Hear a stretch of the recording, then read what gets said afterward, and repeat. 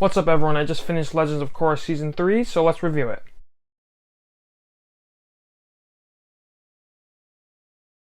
Real quick, this will have spoilers for everything Season 3 and back for Legend of Korra as well as Avatar the Last Airbender.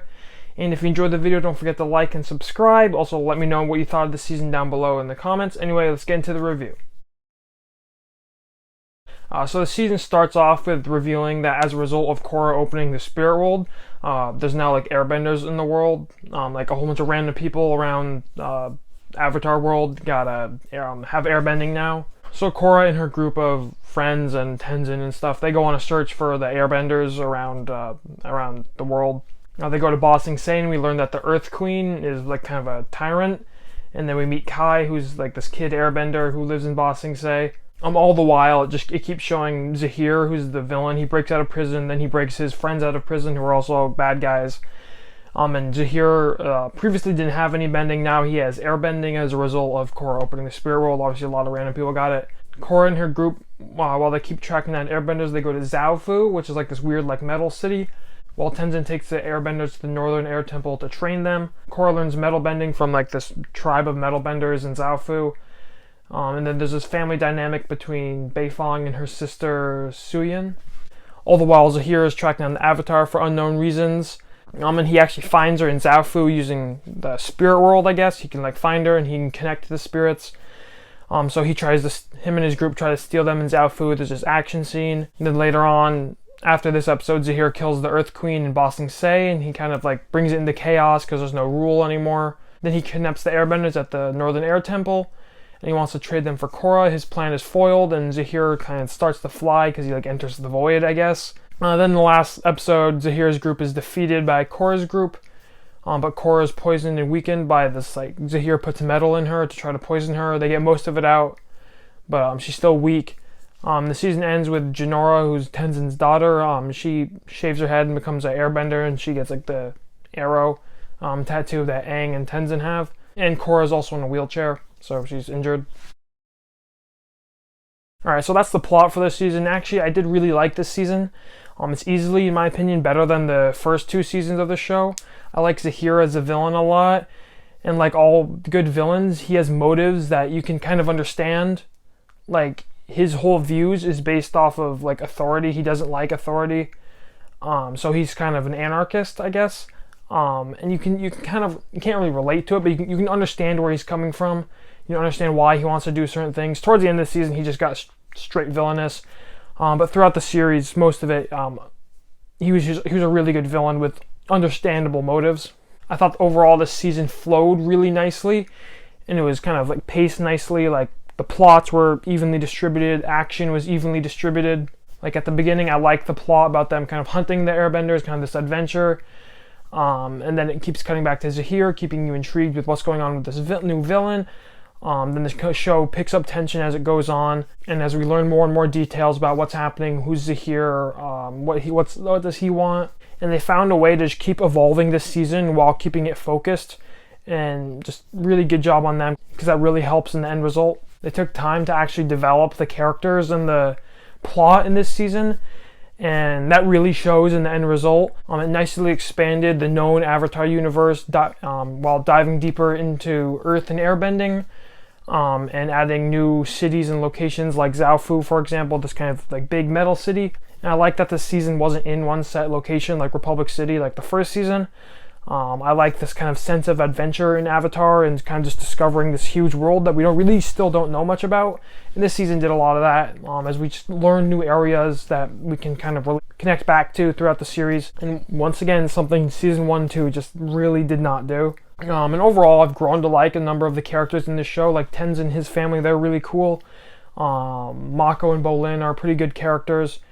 And I do like Korra as the Avatar, as the lead character. Writing-wise and script-wise, she's had some issues. I'll get a little bit to those in the negative.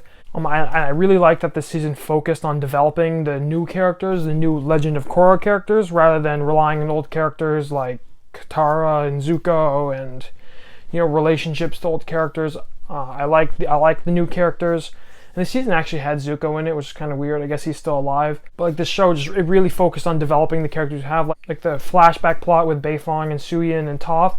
They dedicated really like a whole episode to it. And I thought that was really good, and it just develops these characters. It makes you care about these characters, and really it's just amazing what character development does for the quality of a TV show. If only season 1 and 2 had kind of followed that same trend. So that's what I liked about this season. As usual, the Avatar, the bending's really cool, the action's really good with the bending. I like all that. The plot was intense, it was focused, much more than the first 2 seasons. But even still, there were still a few questionable things for me in this season. Like at the beginning, when they were hunting for the airbenders, Korra tried to like kidnap an airbender from his house. And it was like kind of supposed to be played as a joke and kind of be funny, as she just wants to take this airbender from his house, like kidnap him just because he has airbending. I guess Korra has the rights to kidnap him. And then literally like the next episode or 2 episodes later, she got mad at the Earth Queen for kidnapping the airbenders in Ba Sing Se. For her own uses. So that's just completely hypocritical, terrible writing, and really it's just an example of how Korra's character has just suffered from bad writing like that. Her character is always like overly aggressive, like, and it's just stuff like that. It really hurts her character, and that's really unfortunate. And I also thought the last episode of the season was pretty disappointing. The season, all season long, was building up to this huge finale and just, you know, kind of all these twists and turns. And then the last episode was just a fight. You know, they beat Zahir and the world's saved again. You know, you expected more. I guess they kind of hurt Korra, but, you know, she's going to probably fix herself in season 4. It's like, I really just expected more than we actually got. It was pretty disappointing.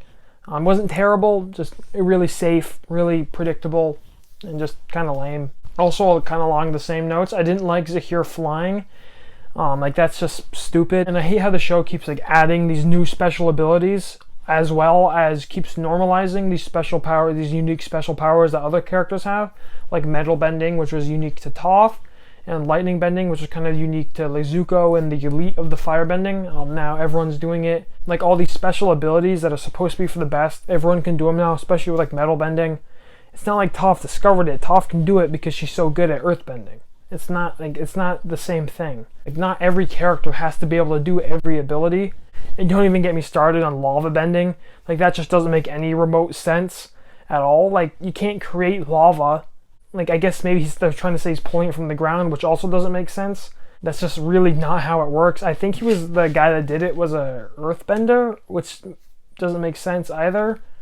I don't know. He was a firebender or an earthbender. I don't remember. He could have been either, which is another reason it doesn't make sense, because you would need to be a bender of both to do that, which would actually be cool if like they had like multi-benders who could bend 2 things and then you could bend lava. That would be a cool concept.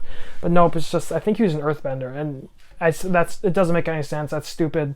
The character died or got captured anyway, probably won't be in the show anymore. You know, it is what it is. It's just, I thought that was pretty stupid. Alright, well on that note, overall I really did like this season. It's easily the best season of Legend of Korra. Doesn't really hold up to the quality of Avatar the Last Airbender, but it's getting there. Definitely easily, if it was Avatar the Last Airbender, season 3, and then season 1 and 2. Season 1 being better than season 2, but just a pretty good season. Really kind of good adventurous season, a good villain. As usual, the good action, that's kind of this fantasy world which I love exploring. So I'm going to give this season a B. Just a pretty good season, and as a die-hard fan of Avatar, I like to criticize the show a lot. But this season really satisfied me, and I wasn't often disappointed like I have been with the previous few seasons. So that would do it for my review of Season 3 of Legend of Korra. Stay tuned for my review of Season 4 in a few weeks, and more Avatar videos like rankings and stuff. Anyways, if you enjoyed the video, don't forget to like and subscribe. Also, leave a comment down below. Let me know what you thought of the video. Let me know what you thought of the season. Anyway, thanks for watching and have a great day.